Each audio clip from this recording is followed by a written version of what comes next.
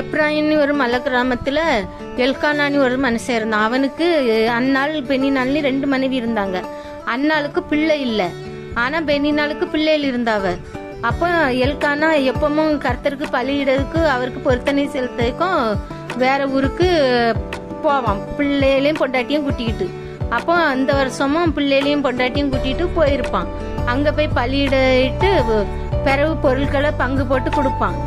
பெண்ணினாளுக்கும் பிள்ளைகளுக்கும் கொடுத்துட்டு அண்ணாளுக்கு 2 பங்கு கொடுப்பான். அண்ணாள் மேல அவன் ரொம்ப பாசம் வச்சதுனால அவளுக்கு 2 பங்கா கொடுப்பான்.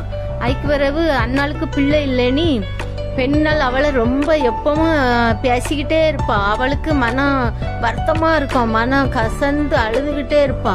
பெண்ணினாள் அவளை அண்ணாளை எப்பவும் பிள்ளை இல்லாததை குறித்து எப்பவும் அவளை பேசிக்கிட்டே இருப்பா. அப்போ அண்ணாள் மனம் கலங்கி அழுதுகிட்டே இருப்பா. அப்போ எல்கானா பார்த்து